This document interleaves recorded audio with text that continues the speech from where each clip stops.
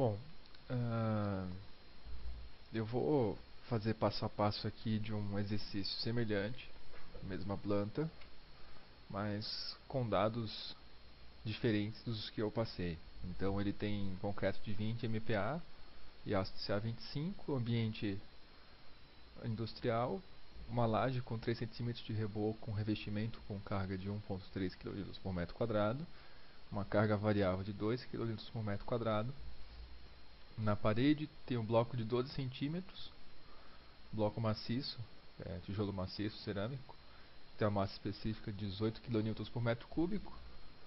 O reboco tem 1,5 centímetros para cada lado, com a massa específica de 19 kN por metro cúbico e um pé direito de 2,85 metros. Então tem tudo que a gente precisa fazer, né? O primeiro passo é fazer o pré-dimensionamento das vigas. E aí a gente tem que identificar as vigas entre tramos intermediários, extremos, ou biapoiadas e balanço. E os intermediários dividem o vão por 12, os extremos e biapoiados por 10 e balanço por 5. Então, por exemplo, viga 1 ela tem um tramo extremo, outro tramo extremo. A viga 2 é uma viga biapoiada. A viga 3 tem um tramo extremo, outro tramo extremo. Viga 4 é biapoiada. Todos esses dividem o vão por 10 para fazer o pré-dimensionamento. Na viga 5 eu tenho um tramo extremo, um intermediário, outro extremo.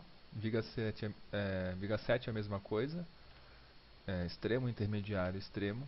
Eu esqueci de apontar a viga 6, que está entre a 5 e a 7, mas é uma viga biapoiada. A viga 8 também é uma viga biapoiada. E fazendo as divisões por 10 e por 12, esses valores são os valores que apareceram para o pré-dimensionamento. Daí a gente pode adotar um valor que seja próximo, que seja igual, acima ou abaixo, sempre tentando manter pelo menos frações de 5 centímetros. Daí dá para dividir em dois grupos diferentes. Os que estão em laranja são os que estão bem próximos de 65 centímetros e os que estão em azul são um pouco menores, tem 22, 16, 19, 45. Dava até para pensar numa, talvez a viga 6 sendo menor, uma outra altura, mas eu optei por fazer o seguinte: essas que estão em laranja em 65 centímetros, a viga 5 a uma altura só, para a gente não variar a altura da viga, então 45, e eu mantive para a viga 6 a mesma altura da viga 5 e da viga 7 também. Ah, então foi feito o pré-dimensionamento e calcular as cargas na viga 6. Viga 6, a primeira coisa que a gente precisa saber é que ela vai pegar a carga da laje 3 e da laje 4. A laje 3 ela vai carregar essa viga 6, a 2, a viga 5 na esquerda e a viga 3 abaixo. A laje 4 está carregando a viga 6, que a gente precisa procurar. Também carrega a viga 2, a viga 7 na direita e a viga 3. Então, primeiro precisamos pegar a carga na laje 3 e na laje 4. Carga por metro quadrado. Peso próprio, reboco, revestimento, tem a carga permanente e a carga variável. Então, o peso próprio vai ser a espessura da laje multiplicada pela massa específica do concreto. Espessura 8 centímetros, como a massa específica está em metros, eu passo para metros. Sempre 25 kN por metro cúbico. Concreto armado não costuma ser diferente disso, então sempre que for concreto armado, a gente considera esse valor. O do reboco, a gente tem uma carga que ela é específica para cada camada de 1 centímetro de reboco. São 0,2 kN por metro quadrado, que já é uma unidade de carga por área. Então só preciso colocar quantas camadas de 1 centímetro de reboco eu tenho. É uma conta um pouco diferente da conta do concreto. O revestimento ele já foi uma informação inicial. Eu não especifiquei se era cerâmico ou madeira, já dei um valor fechado. A carga variável também é especificada por norma. Na laje 4 vão ser as mesmas contas porque ela tem a mesma espessura, mesmo reboco, mesmo revestimento e mesma carga variável. Então no total, somando todos os valores, a laje 3 vai ter 5,9 kN por metro quadrado, laje 4 vai ter a mesma coisa, como eu falei, elas são iguais nesse aspecto. Então agora a gente precisa saber os engastes. A laje 3 está engastada na 1, na 4 e na 5. À esquerda ela não tem outra laje para engastar, e a laje 4 está engastada em todas as outras lajes. Agora eu preciso identificar quais são os casos. A laje 3 ela é o sexto caso, onde você tem 3 engastes, e a laje 4 é o quinto caso, que você tem 4 engastes. Depois de identificar os casos, eu preciso saber para que lado eu quero saber quais são as reações da laje na viga. A laje 3, nessa posição que está, eu estou atrás, eu identifico o LX, então é o lado onde você tem um engaste de um lado e um apoio do outro, que é esse lado de 1,93, e o LY vai ser o lado que tem engaste e engaste, que é esse outro lado de 3,15.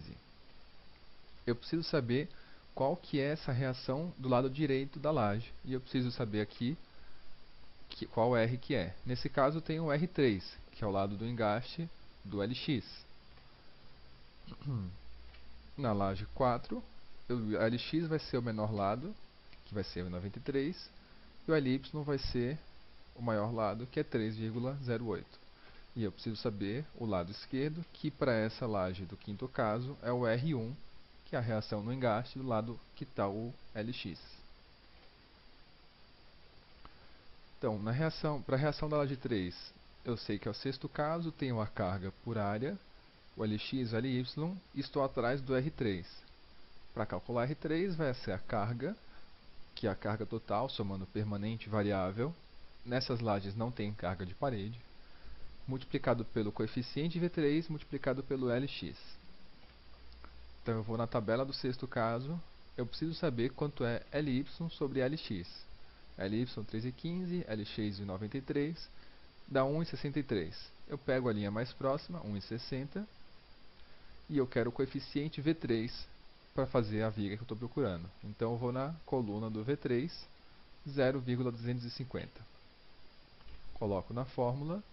A reação 3 é uma carga linear de 2,85 que a laje 3 transmite para a viga 6. Faço a mesma coisa com a laje 4. Pego a tabela do quinto caso, junto todas as informações de LY, LX, a carga aqui, e eu quero o coeficiente V1.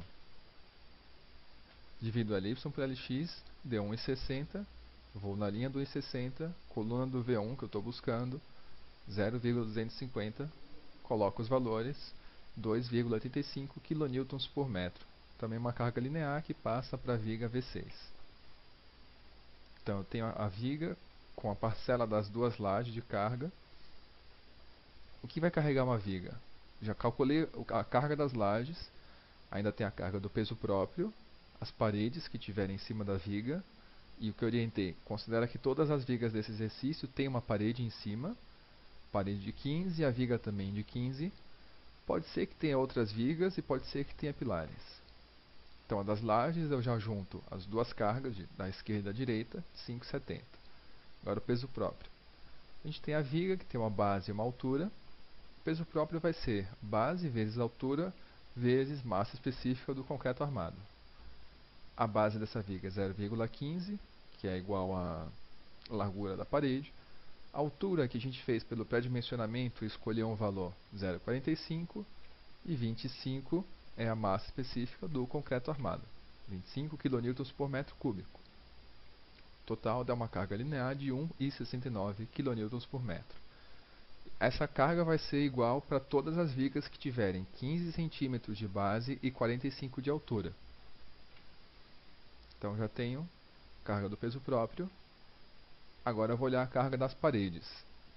Para as paredes eu faço a mesma coisa que eu fiz com o peso próprio. Vou multiplicar a base e a altura pela massa específica.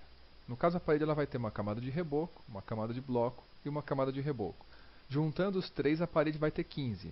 O reboco vai ser 1,5 de cada lado e o bloco 12 centímetros. E tem o pé direito. Então eu tenho que somar o peso do bloco e o peso da argamassa. O do bloco eu tenho 0,12, largura do bloco, passando de centímetros para metros, 2,75 do pé direito, 18 da massa específica. Parede eu faço a mesma coisa, só que eu tenho uma largura diferente, ou reboco, perdão. Tem uma largura de 3 centímetros em vez de 12. O pé direito vai ser igual e a massa específica vai ser diferente. Aqui está escrito bloco, mas é a massa específica do reboco. E aí, o peso da parede vai ser a soma da carga linear das duas parcelas. A parcela do bloco e a parcela da argamassa.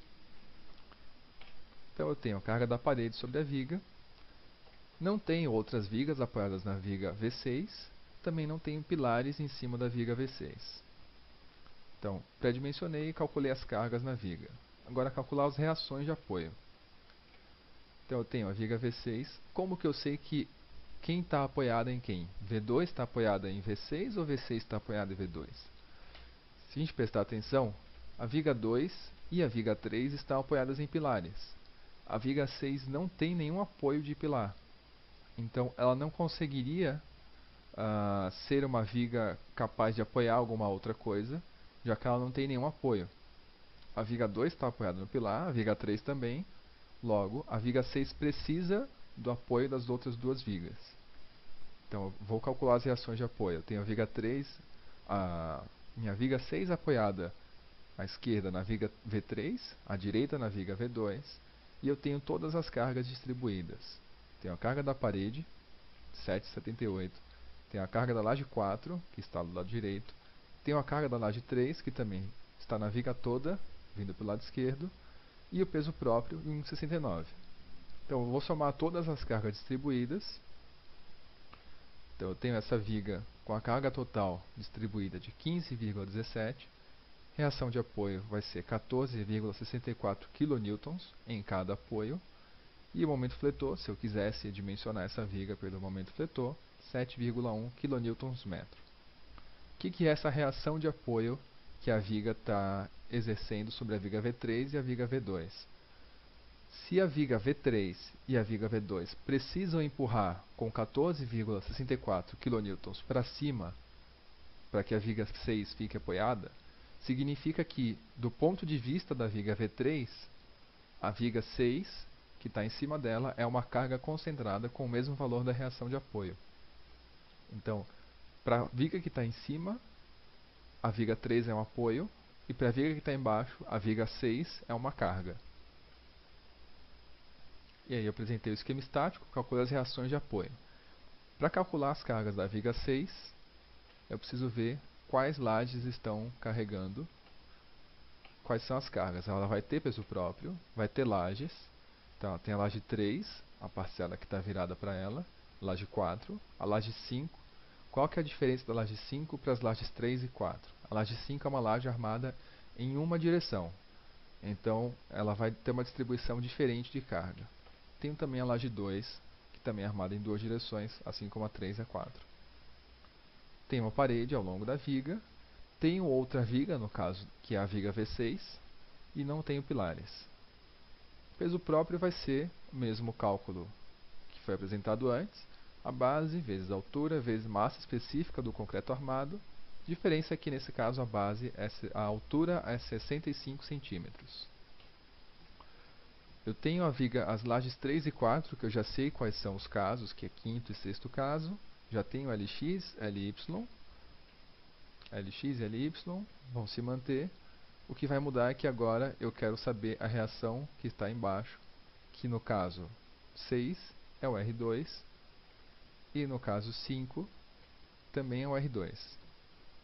Eu preciso calcular pelo coeficiente que dá agora a reação 2 dessas duas lajes.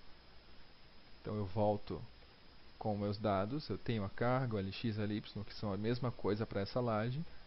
Vou na tabela, LX sobre LY sobre LX é o mesmo valor, mantenho a linha, agora eu vou na coluna do coeficiente V2 para calcular o R2. Vou para a laje 4, mesmos dados, LY sobre LX é o mesmo valor, vou na linha do LY sobre LX de 1,6, calcular agora a coluna do V2. Calculo R2. Peguei os dois valores de carga linear. Para calcular a laje 2, eu preciso conhecer a carga dela antes.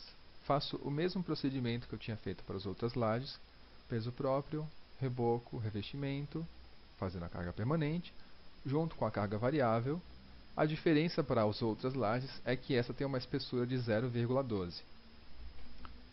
Espessura em 12 centímetros, passando para metros, massa específica. O reboco é a mesma coisa, então eu tenho para cada camada de 1 centímetro de reboco uma carga que já está em peso por área, de 0,2. Como tem 3 centímetros de reboco, eu conto 3 camadas de 1 centímetro, que é um cálculo que já foi feito de uma forma diferente do cálculo do concreto. Então eu só vou multiplicar, eu considero que o reboco já está com uma carga por área para cada camada de 1 centímetro. Revestimento e carga variável que estavam iguais, então total 6,9 kN por metro quadrado. Essa laje ela tem 12 centímetros, então ela não engasta na laje que tem 8 centímetros, que é a laje 4, e na laje 1 ela engastaria, porém o comprimento dela, como a gente viu, é abaixo de 85%. Ou seja, ela não tem uma área de contato entre a laje 2 e a laje 1 que seja maior do que 85%, que é o nosso critério para dizer que ela está ou não engastada. Então é uma laje que só tem apoio. Nesse caso, é o primeiro caso de lajes para a tabela de Bayes. LX, para o primeiro caso, é o menor lado, 6,43, LY, maior lado, 6,5. Eu quero saber a reação que está na viga V3, que é a reação de baixo, ou seja, a reação que está junto do LX. Acompanhando pelo esquema do primeiro caso, esse é o R1. Vou na tabela do primeiro caso, todos os dados da laje, eu quero saber qual que é o V1, LY sobre LX, deu 1, vou na linha do 1 e na coluna do V1, 0,250.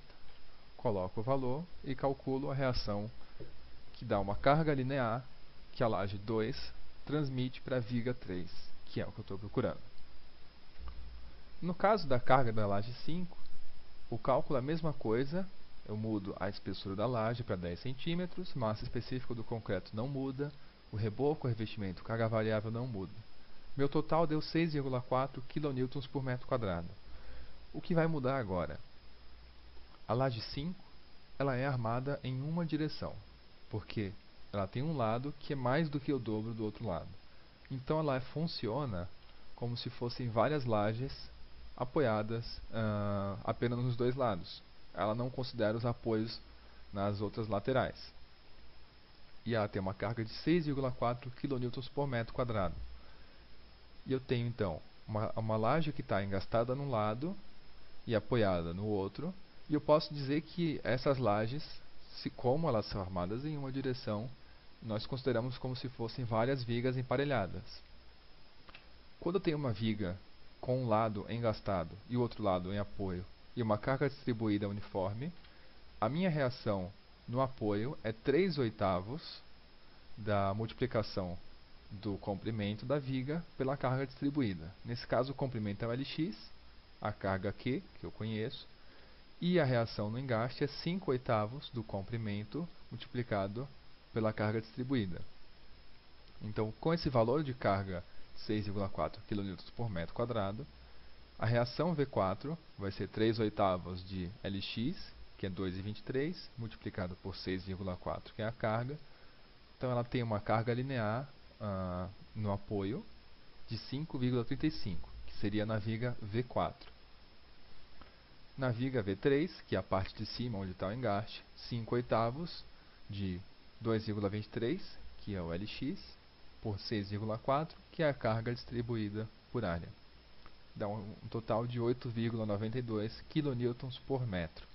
Esse 8,92 é a carga que essa laje está transmitindo para a viga V3. Então, calculei o peso próprio. As lajes adjacentes eu já tenho a laje 3, a laje 4, a laje 5, que eu acabei de calcular, e a laje 2.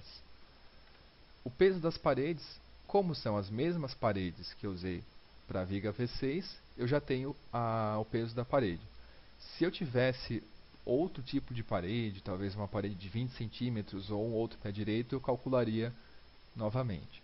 Como todas as paredes são iguais, eu posso usar para qualquer viga a mesma carga linear de parede. E agora eu tenho a viga V6, que quando eu calculei a reação de apoio, que dava uma carga concentrada de 14,64 kN, eu sei que é uma carga concentrada que vem da viga V6 e vai ser aplicada na viga V3. E não tenho nenhum pilar se apoiando nessa viga. Então, eu tenho lá a viga V3, vou fazer o meu esquema estático. Tenho as cargas das lajes ao longo do comprimento. Então, eu tenho os apoios que são os pilares 6, 7 e 8. Minha primeira carga, peso próprio, ao longo de toda a viga, ela tem a mesma altura, o peso próprio não muda. A parede também, ela é uniforme em toda a viga, não precisa mudar. O que vai mudar é a parte de lajes. Entre os pilares 6 e 7, eu tenho a laje 5, que é aquela laje que está na parte de baixo. No primeiro trecho, eu tenho ali a laje 3 e depois a laje 4, cada um com uma carga um pouco diferente. E tem uma carga concentrada da viga 6, que está exatamente entre as duas lajes, a 3 e a 4. E depois eu continuo com a carga da laje 2. Então, a minha carga total vai ser uma soma de todas essas cargas nos trechos específicos. Ou seja, naquele pedacinho da laje 3, eu vou somar a laje 3, a laje 5, a parede e o peso próprio. Depois, eu tenho a laje 4, a laje 5, a parede e o peso próprio. E entre o pilar 7 e o pilar 8, eu tenho a laje 2, a parede e o peso próprio. E tenho também a viga V6 naquele ponto concentrada. Passando para o F2, eu tenho esse esquema estático, onde eu tenho uma carga de 23,43, que é a primeira soma, 23,06, que é a outra soma, e 21,31, que é o terceiro trecho, a outra soma, mais uma carga concentrada de 14,6 kN.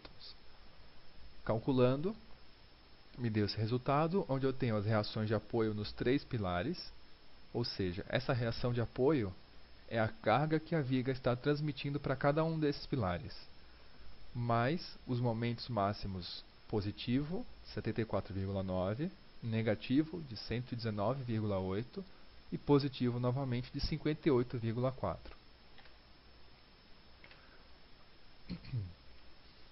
Então já calculei as cargas, apresentei o esquema estático e obtive os momentos. Com esses momentos é a hora que eu vou dimensionar a armadura longitudinal da viga V3.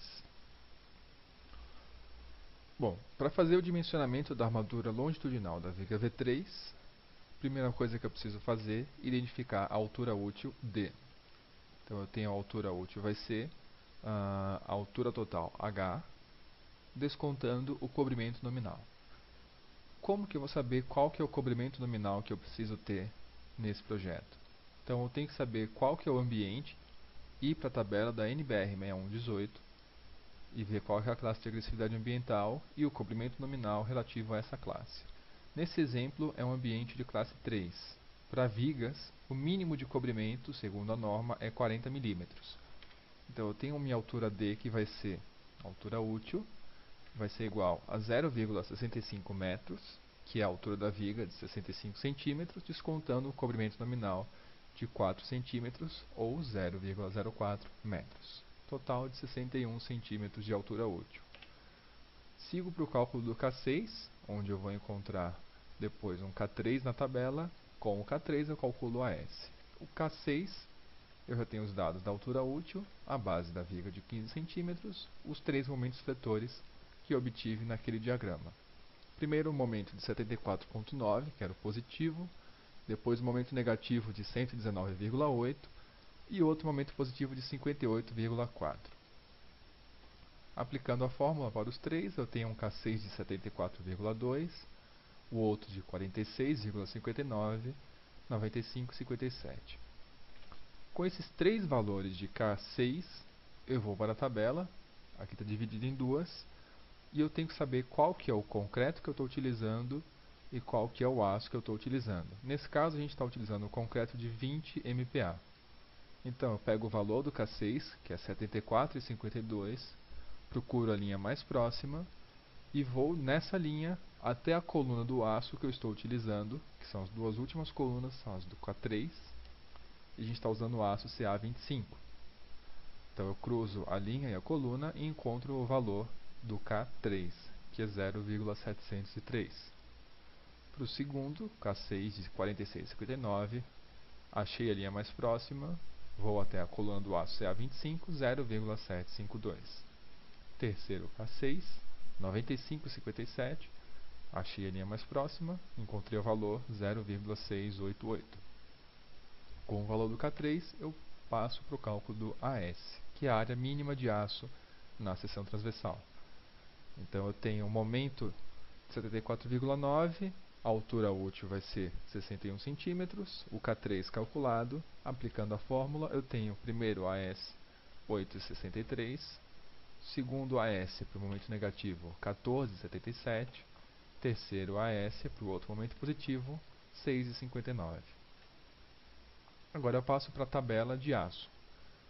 Com essa tabela eu tenho o número de barras e o diâmetro, e eu calculo monto uma configuração que dê a área mínima de aço que eu preciso. Primeiro, o momento de 74,9 tem um AS de 8,63.